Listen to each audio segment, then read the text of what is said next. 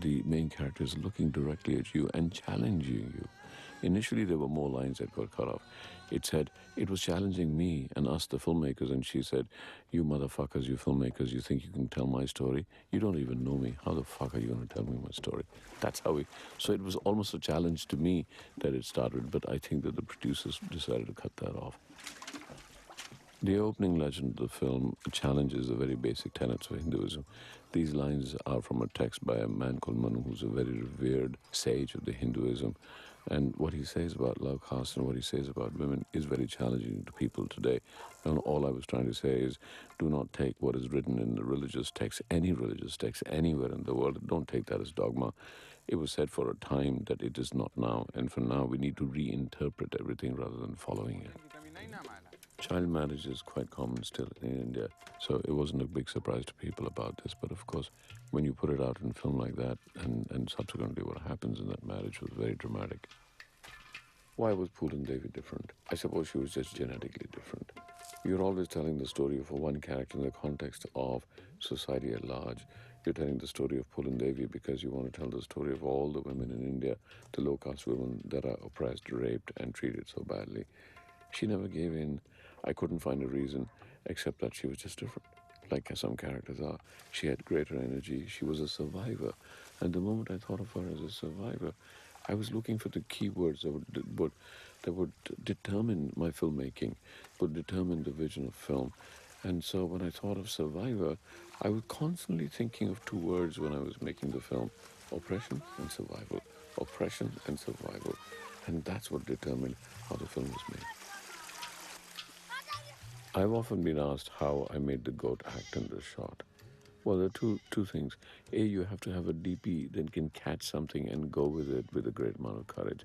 And I had Ashok Mehta, and he just saw this goat. He saw that, and he said, shoot, shoot, shoot, shoot. I said, I've not rehearsed yet. And he said, fucking shoot, man, just shoot. You'll never get this goat here again. And the goat makes the shot. Because I was having a problem with the two little girls, not the one who plays Poolan, but the little one with her lines, and then the goat completely takes the attention away. So sometimes, God's on your side. I constantly looked and looked and looked for casting the little Poolan, the girl that you see is getting married here. And then finally one day, I was walking down the street, and I saw a girl with her parents, and they were singing in the street. Just a song. And they were begging and singing in the street, and I looked at the girl and I said, oh my God, she's little Poolan. So I invited them in. I kind of tested and cast her. But not only did I cast her, the song that you will hear over with Nusrat Fateh Ali Khan singing is the song that I heard her singing on the street, and I completely used the song. There was a very sad thing about the girl. She was 12 years old, and when I told her the story, and when I was doing the scene in which she's getting married, she suddenly didn't want to do that. And I said, well, it's just a film, it's just play acting. Why would you not do that? And she said, because I'm already married. I can't marry again. And I was surprised that you're 12 years old. But she was already betrothed, not necessarily married, but already committed to a man at 12. And I realized how close cinema and art is to life. Because in this film also, as you see, the man had already given a cow and a bicycle as a reverse dowry to the parents in return for the daughter, and he's taking it away. The problem is they never expected her to take. She was betrothed but not given yet. But he came, and as it turns out later, he just wanted a servant girl, and he was a bit of a pedophile, so he wanted her to come. And the things and the plans all turned away. The thing that happens is that in the low-caste communities in rural areas, a girl belongs to the father, she belongs to the brother, and after that she belongs to the husband. And if she attains puberty and she has not belonged to a man, she is considered open game, and it's open season on her. That's the problem. And that's why they are consistently, the low-caste people want their daughters married off, because then she becomes under the protection, the social protection under a man. Otherwise, they're completely vulnerable. I always wanted Nusrat Fateh Ali Khan to do this film. He's a Sufi singer. I did not know India and Pakistan were at war at that time. He was in Lahore, I was in India. We met in London. I asked him to do the film. I wanted him because Sufi singing is chaotic singing. It first throws you into chaos, and after throwing you into chaos, you then start searching for harmony. And that was the style of this film. It throws the characters into absolute chaos. It throws the grammar of filmmaking into absolute chaos. And then you're asking the audience to try and find harmony if they can. But in a story of such oppression, finding the harmony is going to be difficult. And so it unsettles the audience. So not only is he one of the greatest singers and composers of all time, he also has the ability to throw you into chaos. The river is a great metaphor for me. The river of life. We come in, and like Siddhartha, each time Pulan Devi changes, every time her life changes, it's like she's back and she has to cross the river to another realm, to another sphere of her life. And the oarsmen in the river, as you will see, they are me. Those oarsmen are me, stuck in life, cut down, chained to the oars, and chained to this life, waiting for our spirits to be released and then to be reborn again and come back into the river of life. Every time you go to another culture to film, you're faced with challenges of the arrogance of your own misunderstanding of that culture. You're actually, as a filmmaker, supposed to completely understand it. And I should have understood it. All these events that are taking place in this film were actually happened just 300 miles from where I used to live in Delhi. And yet I kind of ignored it because India has a great urban-rural divide. And what was happening in rural India somehow did not affect me. They were another people. So when shooting this film, there was something about in villages in India, if you break a pot of water in front of a well, it denotes death. And the moment we did the scene in which Pulandevi is walking away and those kids use a slingshot to break that pot of water, all the villagers came out horrified and they were really angry with us. And so we were asked to leave the village immediately because we had signified that there would be a death in the village. So the very next scene, when Pulan Devi turns around, the little Pulan Devi turns around and shouts at the young boys, it wasn't the same village. It was a different village. And so I used two villages to put them together. As I was trying to understand crimes against women, I realized that in a society, when women have suffered these crimes and have got old now and come to terms with them, they then perpetuate the crimes against the younger women. And that's how, to a large extent, crimes get perpetuated within the family. So I was very keen to show the first night of Pulan Devi as a mother completely complicit, and thereby just denoting a little thing. It's a little subtext. It wasn't even in the script, where she is listening to the screams of the little Pulan Devi getting raped by the 30-year-old husband and is complicit, almost like serves her right because I suffered it, she must suffer it. This rape of the little girl was one of the most difficult shots to do. I just did not know how to do it. And I think one of the reasons I did not know how to do it is because I was resenting myself from trying to have to shoot it. Unfortunately, I think we are all people at the same time, and I had to find myself, the rapist. I had to find in myself some way to shoot it. And I had asked the crew to just light everything, having no idea what the first shot was. And then I stared at this young girl who I knew quite well by then because we've been talking all the time. And I tried in my mind to find her sexy. And it was a pretty important time for me in trying to find an 11, 12-year-old girl sexy. And there was something happening as I was trying to find her sexy. Her eyes changed because she saw the look in my eyes change. And I realized that the whole crew suddenly had stopped working. They all stopped and they were staring at me. And I realized what I was doing was walking towards her, and almost walking towards her as she saw the look in my eyes. She instinctively was moving back against the wall. And I realized that was the first shot of how the scene began. Discomfort, discomfort, discomfort. I was so uncomfortable shooting this film because, set the scene, because I was very cognizant of the fact that I must not become a filmmaker. That look how beautifully he shot the scene. It's an ugly scene. And so I decided to shoot it in complete close-ups, constantly close-up, with the actor representing his internal carnal, abhorrent desires and the fear on her face. And yet it's one of those points where the editor and the director do not agree. My editor, who died, Renu Saluja, wanted to cut down on her screams. And I just fell in love with her screams. You know how directors they fall in love with their shots. And every time now that I see the film, I squirm because she was right. I should have cut away earlier. I should have cut away earlier. A great lesson to me of how we can get indulgent. When people who have made a lot of films talk to you about films, they always talk about Act One, Act Two, Act Three. I never saw this film because I never wanted it to resolve. If this film was my own burden as a man that had carried on my shoulders this whole idea of masculinity and the suppression of feminism. And when I went into these areas and I went into discover Poolan Devi's life, I realized I was wrong. I realized, and I was feeling guilty for having carried this sense of masculinity. And I was so angry with myself that I wanted to go and shout and scream and create the same uncertainty, the same anger, the same anguish in the audiences, especially the male audiences. And therefore, if I'd had an Act 3, which is the resolution actually always in Act 3 takes away. You come away resolved. And it was very important for me that in this film, people did not come away resolved. There is no resolution to this film, there is a resolution to what's happening to all the women. So, what I decided to do was to completely change the act structure. So, you have a prologue, and you have Act 1, and then you have Act 2, and then you have not an Act 3, but something that was unresolved.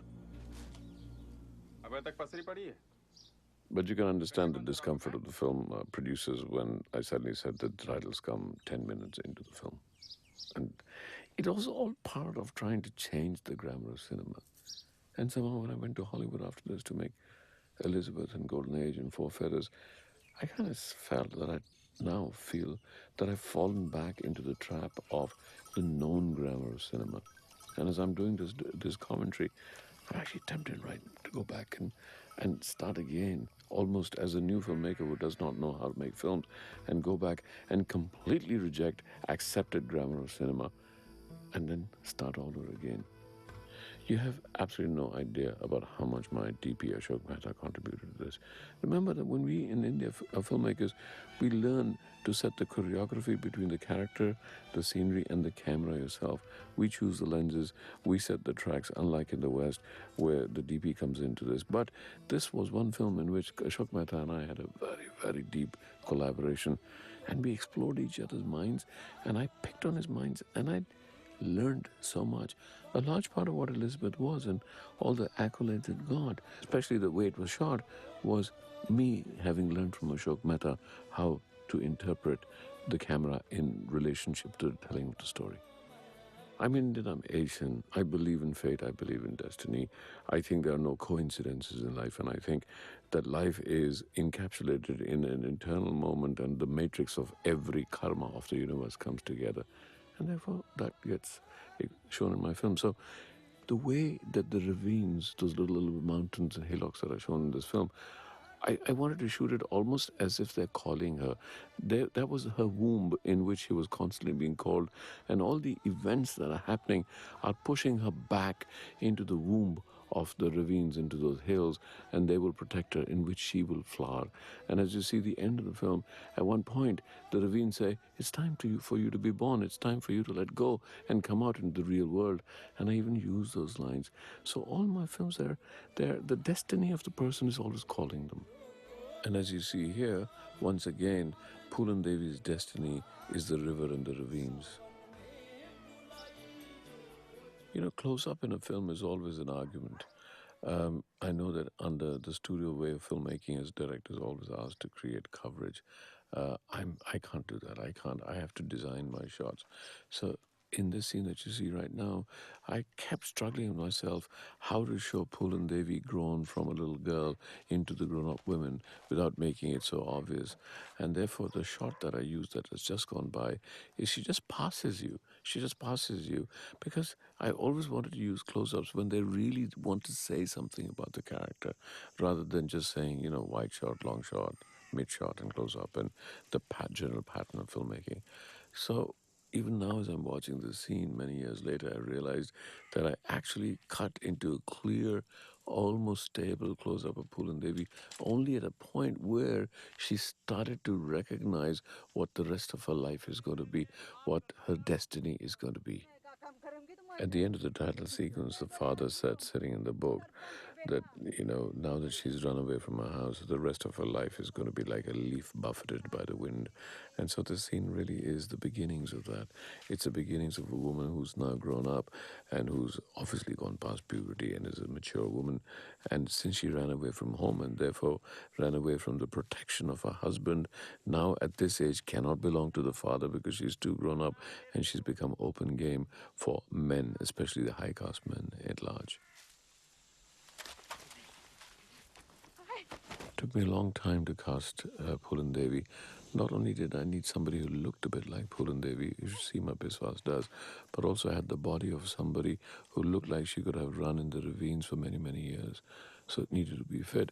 But more than that, it was an actress who had to accept the fact that she was going to be really physically assaulted in the film, not only in this scene, but in later scenes. She's constantly, because the point of the oppression was very violent and physically violent.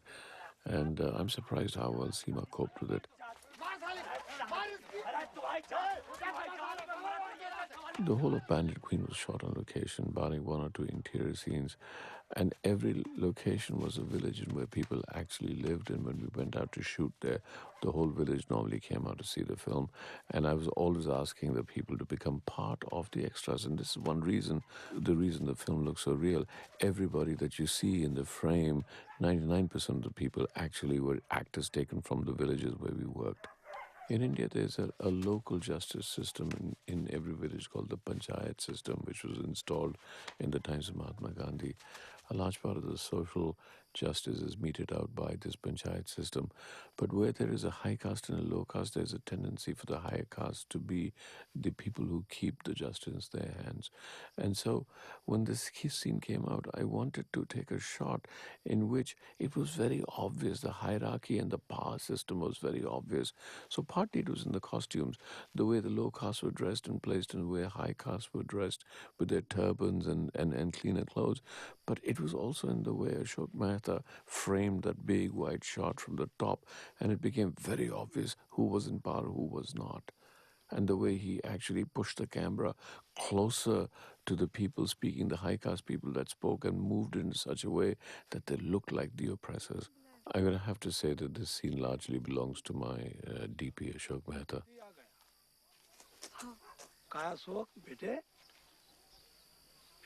That little thing about Poolan Devi putting her sari over her head, to have a head that is not covered is a mark of disrespect to your elders. And that was the contradiction. I mean, they could rape her and they could molest her, but when she came to court, she actually had to respect them.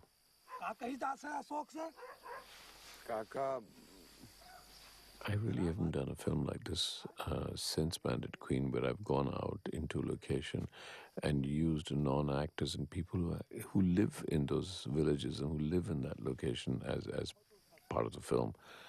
And as I'm looking at it, I'm really thinking I should do that again. We cast too many people. We create too much. We think we're creating reality, but we're not. We're creating a cinematic reality. And one of the interesting things as I'm looking at all these shots is that the people, because they belong there, because they behave like that, because they have those accents, even Poolan Devi's father was a local. He was just acted in a few local plays. And so there's a great sense of actually what you're seeing is really happening in this film. ये मोड़ी अपने मोड़न को बिगाड़ दे ही देवी दी अब और नहीं झेल सकत ये गांव इसको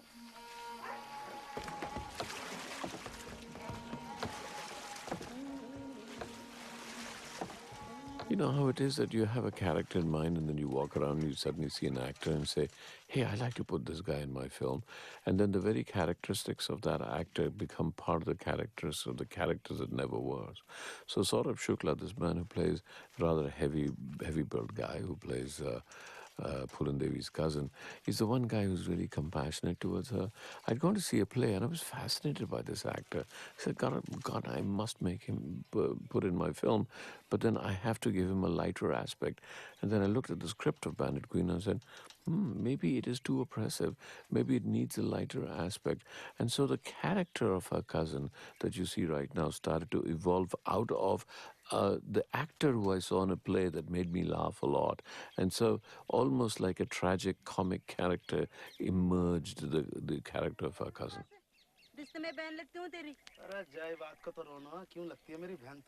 The casting of this film was very difficult. I spent months and months trying to cast Poolan Devi, and then finally I found Seema Biswas. And after many conversations and watching many of her plays, I took her. But not only that, her lover, Vikram Malla, who you're about to see in the film, I wanted to find a man who would inherently look really masculine but really sexy because she fell completely in love with him. But because of this woman that had been sexually oppressed all her life, finally gives into a man who does not impose upon her his essential masculinity, but is comfortable enough in his own feminine self to allow her to be as equal or even dominant in the sexuality of the relationship, and therefore, in a way, healing her and teaching her that sexuality is not just male oppression over female, but it can have an equal or almost an opposing dynamic relationship. So I had to look for an actor who, even though looked incredibly rugged and masculine, was comfortable in his own feminine self. And so when I met Nirmal Pandey for the first time, I was first taken aback by how handsome he was, but also completely unaware of his looks, completely unaware of his masculinity. His gestures, the way he sat, the voice he preferred to talk in was almost like water, almost so feminine in a way.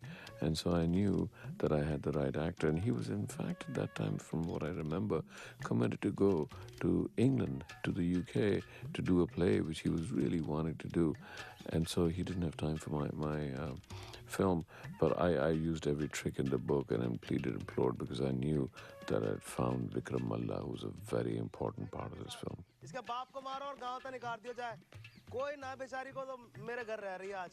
When we first started this film, because it was funded by Channel 4 Television in the UK, we imported a lot of people from the UK.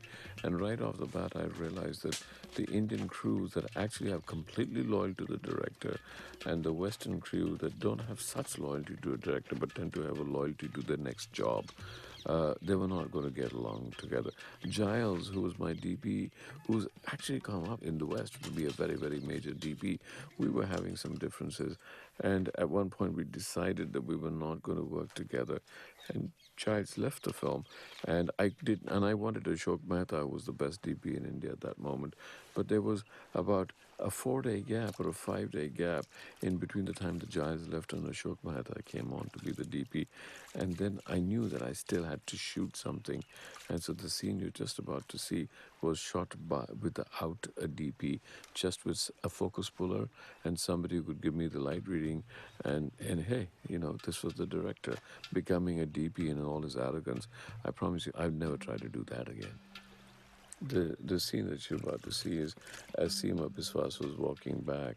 I'm not sure that she was conscious because this was her first scene in which she was kind of naked. But as she was walking back across the rock, she slipped and she fell and she got concussed. And we got a 10-day break in the filming. And I don't think we needed a 10-day break in the filming, but I think our producers just took advantage of the insurance money to get ourselves more aligned because there was a little bit of a problem in getting the things organized and the change of the DP and all of that, and gave us actually a 10-day chance to reassess ourselves. It was essential in this scene for me to show that Vikram Malla actually came out from hiding and came very close to Poolan Devi's village to show the kind of risks he's taking to meet her, and she's attracted to them. So it was very essential in the shot that you just see that the bridge at the back is tied in with the village that Poolan Devi lives in. However, in actual location, the shot you see now is a different location. And so I've always constantly used 2 or 3 villages at the same time. This track, for example, that you're just seeing with Poolan Devi in happier times, but you will see that track later again exactly when she comes back in distressed times, when she's just been gang raped and she's come back to her cousin after being thrown out in this village, and in an arrogance and sheer confidence she leaves, but then finally she's so suppressed, so oppressed and so down that she needs to come back, and the track is exactly the same to tie in the same village to the point where she's come back to. Location work is always very important to me, and I had incredible support from the location managers in this film. It's really important that while the plot holds the film together, the subtext and the performances holds the picture together. At the background, it's really important for the location to tell the story of the film equally, and so it must be held together.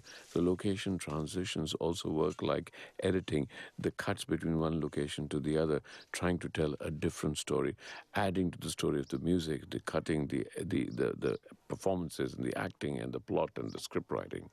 Because Bandit Queen is very much a guerrilla style of filmmaking. Therefore, the location also was quite guerrillas because sometimes I would be going somewhere, I'd suddenly see a location, and then rather than just go back and say, hey, like this bridge, I saw the bridge and I quickly wrote a scene and I didn't even take permission. Actually, people are not supposed to walk on that bridge. So before anybody found out, I placed the cameras, my crew completely supported me, and as you'll see, it's a really dangerous place, but I just got Seema Biswas to walk down this bridge, and I quickly rewrote a scene around that and shot it. It was just because the bridge happened to be there, and so the scene happened to be there. Imagine trying to shoot a film like this under the studio system. The whole studio train would be running all over me right now. I was just there, and we shot it because it was there. When I was thinking and writing this scene, I wanted the audience not to quite know how long Pulan Devi had been in prison. It, it could have been a night, it could be 2 nights, could have been 3 nights. I just wanted the audience to try and guess the trauma that she might have gone through. And that kind of trauma is very represented in the dialogues of the scene. They're hurling all kinds of sexual abuse at her, suggesting that they've done kind of sexual, they probably raped her before this, probably beaten her up, probably been very rough with her. And when I was thinking about shooting it, I realized that the best way to show that is to do it in one shot, not show Pulan Devi till the end. Keep the audience guessing, keep the scene in darkness, have the camera traveling to her gradually to increase the tension in the audience to say, oh my God, what are we going to find at the end? What state is she going to be in? And then when you see her, she's looking frightened, but you only see her face. So it still keeps you guessing. And it's not really in the next scene, because sometimes it's so good to hold the tension back, keep the audience guessing, and for them to try and guess the terror that she might have been through. So in the next scene, you see her father, and the subtext is that her father is completely helpless. And that's a constant theme in the film, because to me, that was a lot of Pulan Devi's problem. Pulan Devi's problem was that when she was a kid, she wanted her father to come out and protect her, but her father was a low caste man, you know, oppressed by the high caste, and there was no way, even if he wanted to, he could come and protect his daughter. And the only way he could protect her was asking her to conform, to subjugate herself, to humiliate herself, and to not be really be noticed. But Pulan Devi was too sparky, too spirited to do that.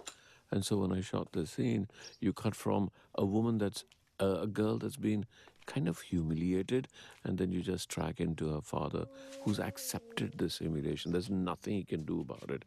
And as she looks at her father, there's a kind of challenge because it pays off later. Like, where were you when all this was done to me? Where were you when I was a child? And you're my father, you're supposed to protect me. But that's the way it is all over the world. But as you can see, there's nothing the father, and that's the tragedy of this film, that she hates and resents her father for not being able to protect her. But the father, everybody is subjected to the system. The system makes all of this.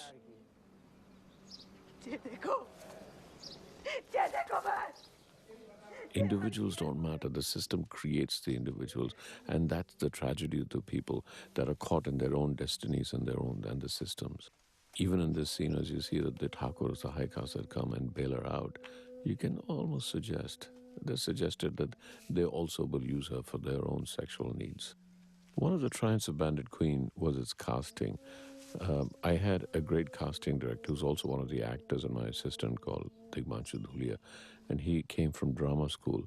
And this film was cast so carefully and so perfectly, and it just makes a huge difference. I know Spielberg has always said that you cast a film right and you're 90% there. I think it's pretty true about Bandit Queen. It was just cast right.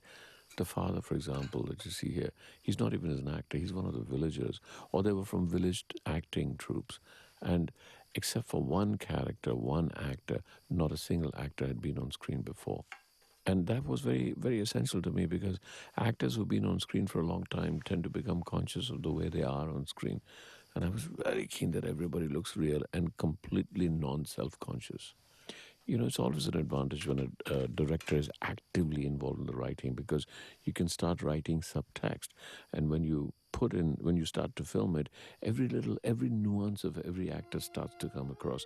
Their attitudes towards each other, and even if the lines are not there, even if it's reacting to the threat coming from outside, you see how the mother reacts, you see how the father reacts, you see how the brother reacts, and all of this starts to build characters that start to play out towards the end, and it adds to the enjoyment or the understanding of the film. I think Ashok Mehta is one of the best cameramen that I've ever worked with, really. But I don't think there's any DP in the world that can actually look night exterior look real. And I've always had a problem. So I really try and avoid night exterior, wider shots, closer shots are fine. Babu Gujar was a find. This man just walked into my office one day and he came and introduced himself. He had some hormonal problems that have created this kind of face. And I was wondering who I could use as Babu Gujar and who looks that threatening. I'm sure the real Babu Gujar didn't look like that. I'm absolutely positive he didn't. But it was too good an opportunity to miss. Here again, you know, the way people react, their relationships, who's more important, who's less important, who feels like the protector, who has the ability or not the ability to protect. It's all once because the actors completely understood the script. The director was an essential part of the script writing. And so when we went out to shoot, we all knew exactly who we were. Every little actor, including the little boy, knew exactly who he was and where he stood in the hierarchy of the whole film. This little kid that you're about to see, Tarika, what is his relationship with Babu Gujar? Here he is. I love doing this. I love creating characters and allowing the audience to mull over where they came from, why they're like this, and then try and make guesses. Does he have a gay relationship with Babu Gujar? You'll never really know, but it's interesting to put the audience in a situation where the mind becomes occupied and imagine how these characters came about and where they came from. I also prefer films in which there's very little dialogue, where things are hinted, visually hinted. For example, in this scene, you kind of get that there is a particular relationship between high castes. So here's a high caste boy that tried to rape Pulun Devi, a low caste, and then he somehow contacted a high caste bandit to come in and kidnap her as a kind of a revenge because she didn't give in to him. So it starts to give you a whole picture of what might be the kind of systematic relationship between the various castes in India. I'm just surprised that Ashok Mehta, my DP, and I have never worked again. We both love epic scale. I mean, I went on to direct Elizabeth and Golden Age and Four Feathers after this, and for whatever, people might think they're great films or not so great films, but all of them, everybody accepts, have a kind of a visual epic scale. To me, the epic scale is a great background to human emotion. But in these things, more of that you'll notice I constantly keep coming back to the river. The river to me is the river of life. So we keep coming back and you'll see it again at the end. And the ravines, these kind of mountains that you're seeing are Pulun Devi's womb. How she's forced into the womb. They were always calling her. The ravines, these mountains were her destiny. And into her destiny she's coming. Then into this womb of her destiny she will exist and suffer and finally emerge. And destiny will ultimately say to her, now it's time to be born again and go back into the world. How violent should a film be? It's always a toss-up, There's a kind of violence that might turn people off in a film, and there's a kind of violence that is so essential to the film that it will hold people and accentuate the experience, the real experience of what actually went on. But because this was based on reality, I thought I should have the violence in a very, very raw form, like it's shown here. Because Pulin Devi was not only a woman, which was bad enough in these circumstances, she was a low caste woman, and she was a low caste woman that ran away from her husband. And like her father said earlier, she's now going to be suffering for the rest of her life because she's not protected by any man. And so it's important to show what kind of violence can come in, the complete disregard for any sense of humanity that the high caste have for women of the low caste. So I don't think that I could have done without the violence. And there was a fair amount of people. People would be screaming in the hall when the film was shown, especially in a rape scene that'll come later. But each rape scene is shown in a different way. This one was impressionistic with the enormous hand of Babu Gujjar on her face, her staring at the moon, wondering, or asking the audience to wonder what she's really thinking at that time. Where does she think her destiny is going? Again, the river. As I'm watching the film right now, I'm just thinking, how did we do this? Because the setups are really difficult. Those boats move very, very slowly. Those wide shots and set up the wide shots are really difficult. By the time you get the message across to the guys to move the boats, it's a half an hour gone. The gods must have been on our side, or we must have had a lot of passion, and a lot of enthusiasm, and a lot of energy. A little bit about how we rehearsed. I never allowed my actors to actually rehearse the scene. I would write scenes around the scene and allow them to rehearse. And for example, the love-making scenes or the screaming or the dramatic scenes. Also, because this is not the kind of language people would use in cities, and Seema Biswas, who actually played Purun Devi, was senior to some of these other actors in drama school, and they were very shy of using their language and raping her. So sometimes what we would do is I would get them to stand on little hillocks around and stand like, sort of a few hundred yards from each other and scream the worst abuses possible, hurl them, scream them across the whole landscape. And all the villagers will come around wondering, who are these people from the city? These actors must be crazy. It just reaffirmed everything that they ever heard about actors being absolutely mad. This is very difficult terrain to shoot in, and because when I shoot action, I like a lot of movement. We did not have a steady cam all the time, so there was a lot of tracks to be laid in. It was difficult, as you can see, very difficult terrain to lay tracks in. I think most of at that time, my production manager was threatening to resign because every time I'd like to try and lay a 70-foot track or put a crane up in the mountain somewhere in a hill that looked impossible to get to. But that I must say about the Indian crews, they love the director and they'll give their lives for the director. This rape scene that you're watching, it was really important for me to have a scene that looks completely out in the open. There was nothing hidden. He was so confident about himself that he would rape any girl out in the open. So, you know, it's just ugly, ugly. And I wanted to take the sensuality away from rape. I wanted to take everything cinematic against out of the rape. So just show it like rape. It's a process of complete humiliation. It's an act of absolute dominance of man over woman. Now, when we were shooting these scenes, all of us knew that they were very difficult for the actors. The actors is physically difficult. It was morally degrading for them. They would come through at night and cry in my room because, and then try and get over what we shot during the day. But always these actors, they stood by me, and all of us would understand that we were shooting a really, really important film, and it was essential to go through this physical and mental trauma to try and portray what really had happened to this woman. After Bandit Queen was released in the West, everybody started to say that I'm the new Sam Peckinpah. I'm not the new Sam Peckinpah, but now when I see scenes like this, I can understand why they think so, because there's this kind of highly stylized action that's telling a story. But here it's not, it's stylized only to give an effect.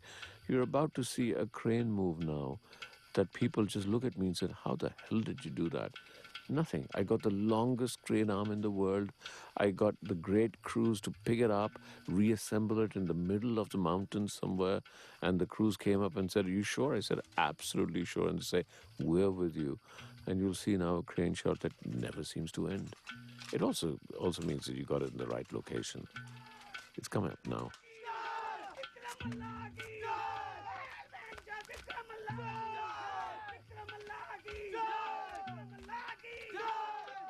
Here it goes.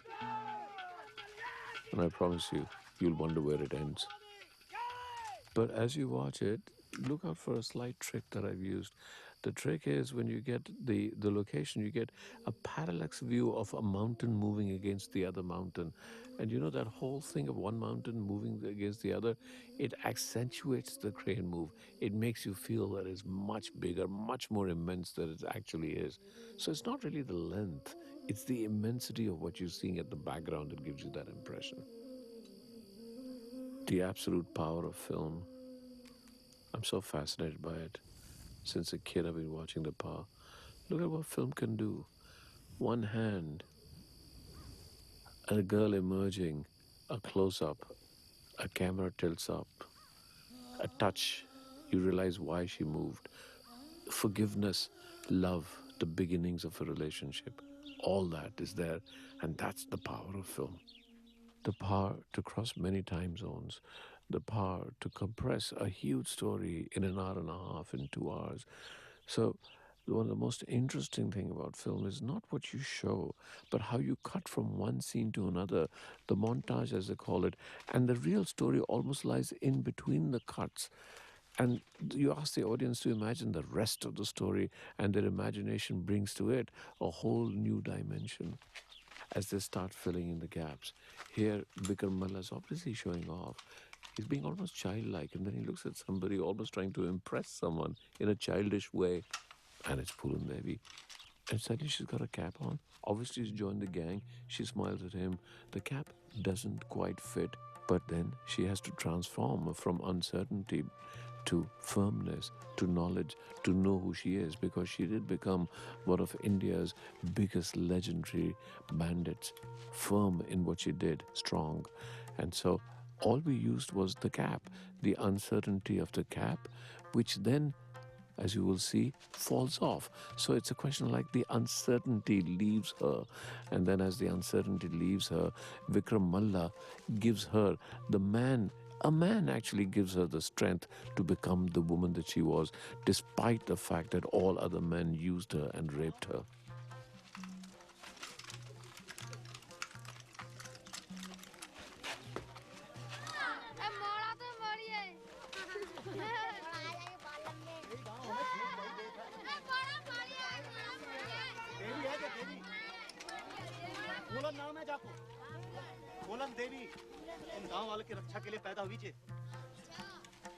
And from here starts emerging the legend. From here starts emerging the myth and the creation. How is a myth created? Suddenly you see a scene in which a myth is created. From the altar is picked up a red bandana. The people start to cheer, and the bandana is tied around the forehead. And suddenly, from an uncertain woman who's just joined a gang, in an uncertain way, but there, it's the beginnings of a myth. I had heard about Pulande for many years. She was always on the third or fourth page, and then became very famous when she did what we call the Behmai massacre, which happened incidentally on St. Valentine's Day. And she brought the whole high caste government in Uttar Pradesh, which is the largest vote giving population in India. She brought the government down and then surrendered. And there were many, many politics around her surrender. There were many politics around the fact that she was low caste and she went and killed people in a high caste village. But for me personally, it was a very important journey. I'm Punjabi. I was born under an attitude of what masculine means and what feminine means, and what is the role of a man as against the role of a woman. And I carried very heavily on my shoulder all my life this concept of male dominance.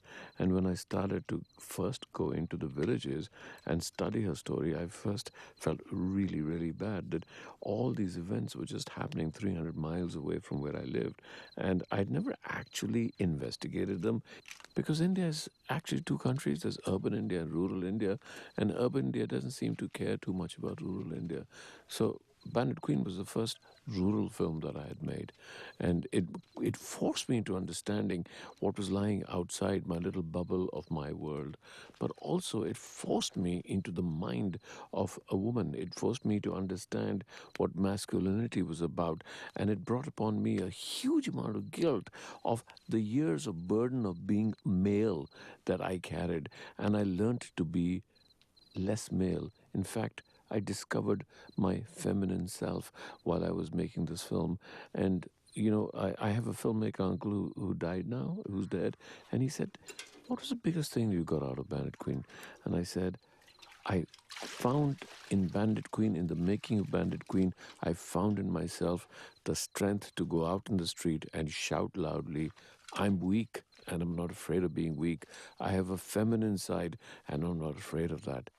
And that I could be water, and water is female. It has greater strength than stone. Stone is arrogant and male, but ultimately water has more power.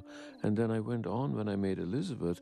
I actually used these ideas of feminine, male, female, water, and stone very effectively, even in the design of the film, even in the costumes of the film. And if you look at Elizabeth now and you see the way Jeffrey Rush is, you see that he's like water. He's flowing. He's the guru.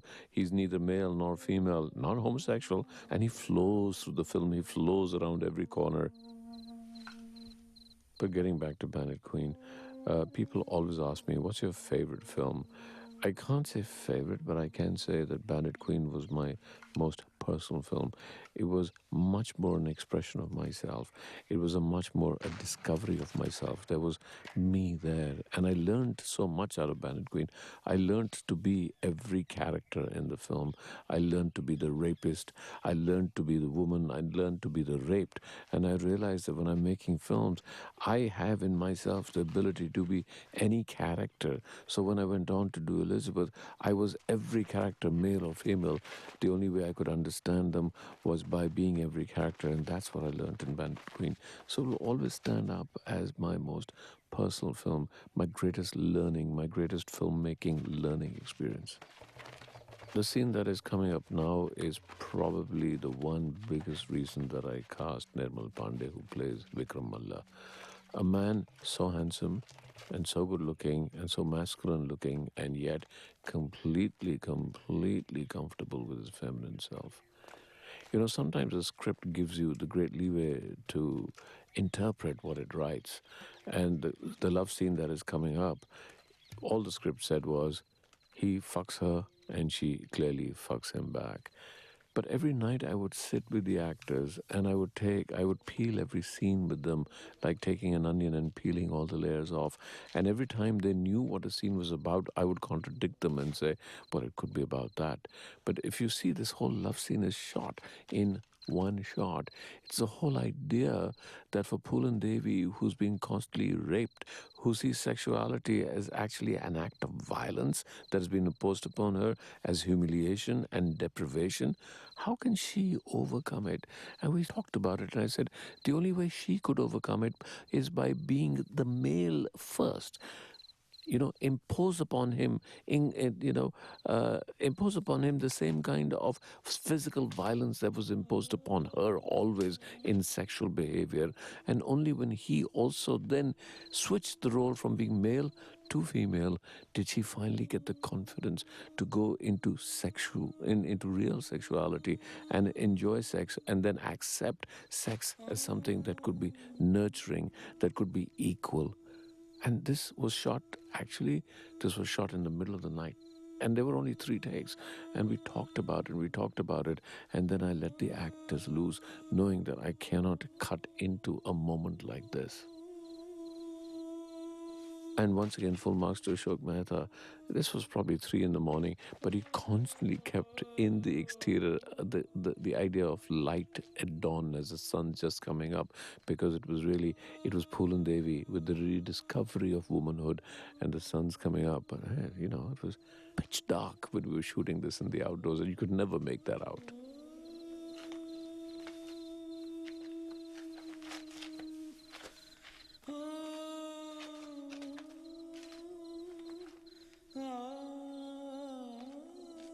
I guess they say, and it's quite true, that every director is a frustrated actor. Given half a chance, the director will jump in front of the camera and get the actor to jump behind the camera and switch positions.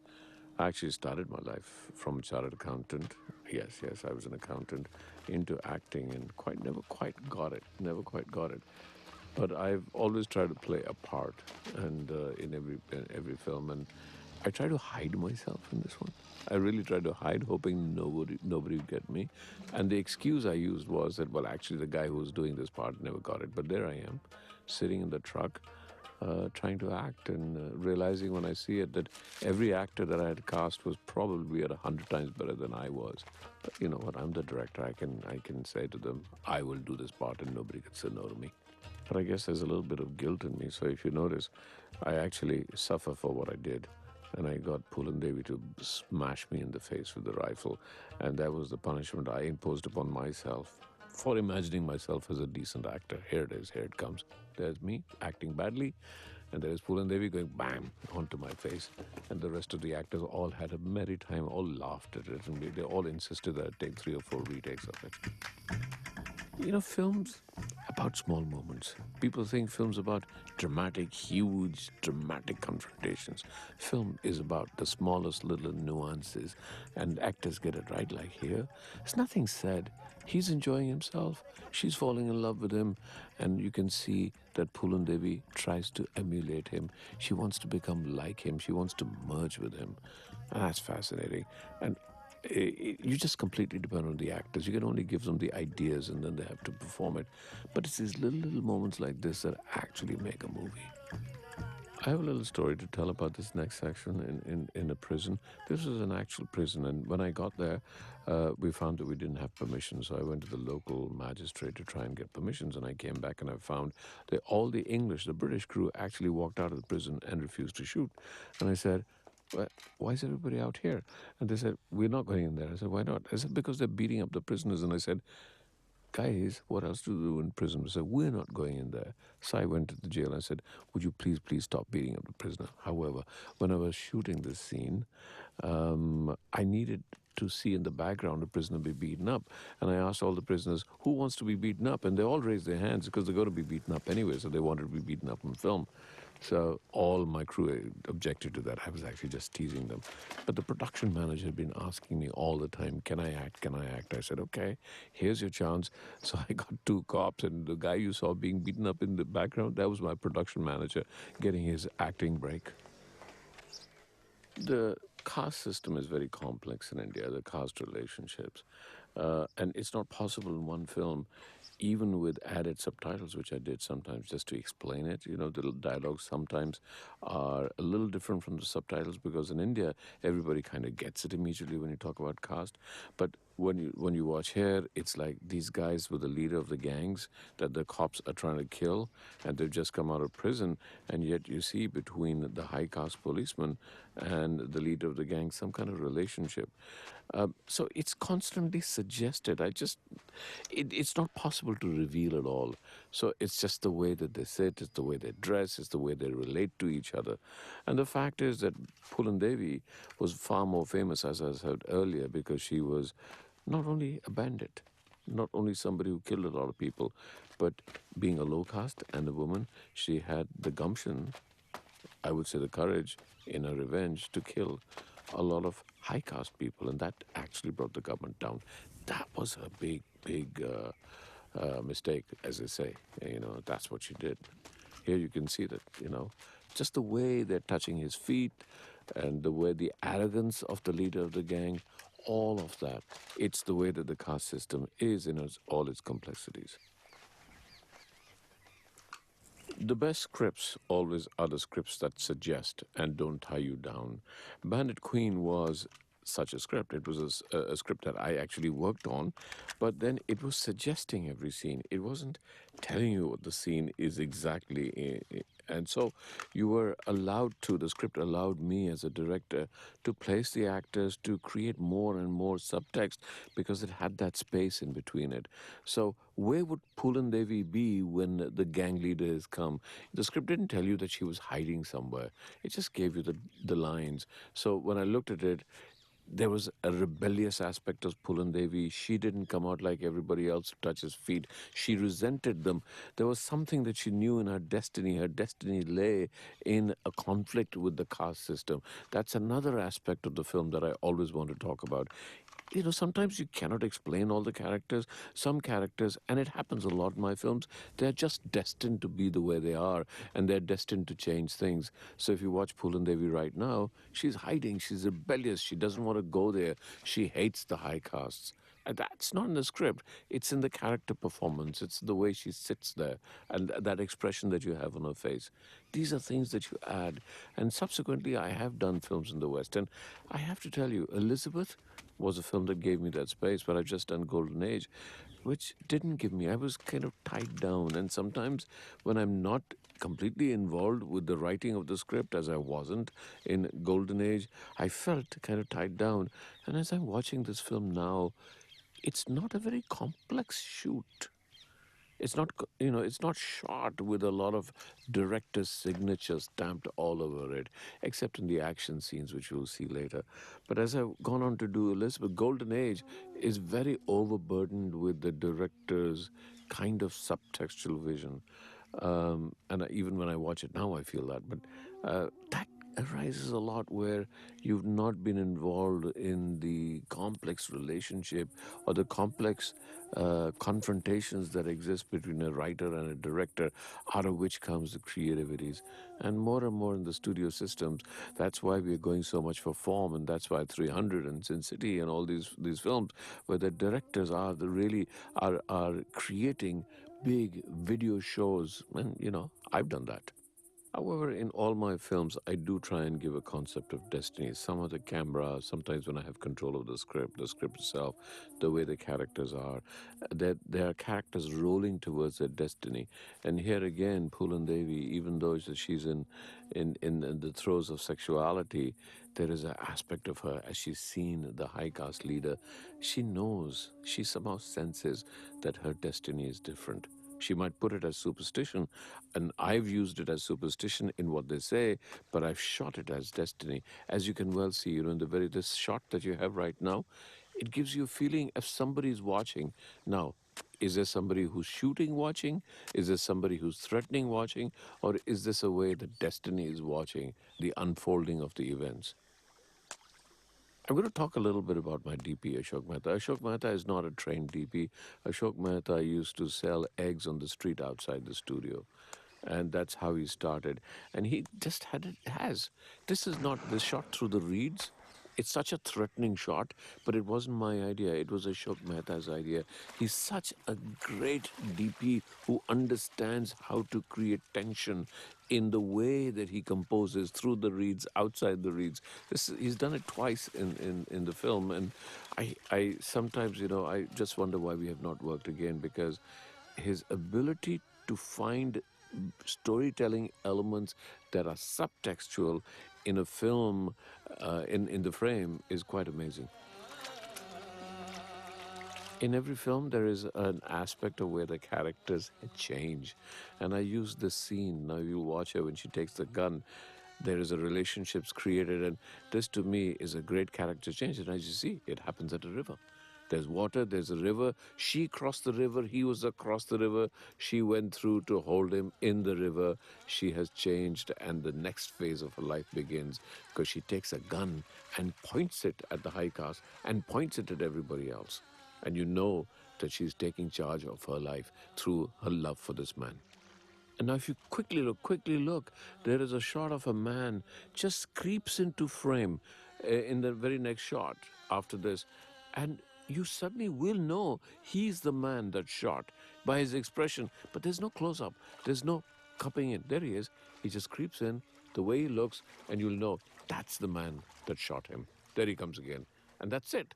That's cinema. That's cinema. You don't need to say more than that. You've given the audience a fleeting impression and gone. Kanpur City was not shot by Ashok Mehta. It was shot by an English DP who's now become a very big DP. There was something about the way we were working that it didn't sink in. I was looking perhaps for a more raw work. I was looking perhaps for images that were haunting and yet threatening. And almost now I can see it. It's not bad, it's really good, but you can see that there is art design in this room. You can see the blue door, you can see the red, you can see the red curtains. So the design in itself is very, very good, but it's there. And in Ashok Mehta's work, you'll never notice because it's kind of fleeting and gone by. I'm not saying it's bad. I'm just saying instinctively that wasn't what I was looking. You see the red curtain here? It's all there. There's the red curtain. It's kind of a very European way of shooting films. And this wasn't a European film. It was a film of the earth. It was a film of less trees. It was a film full of heat. And in fact, one of the problems we have in filming in India is we get top light immediately. And so there is a gentleness about the light in Europe and a harshness about the light, say.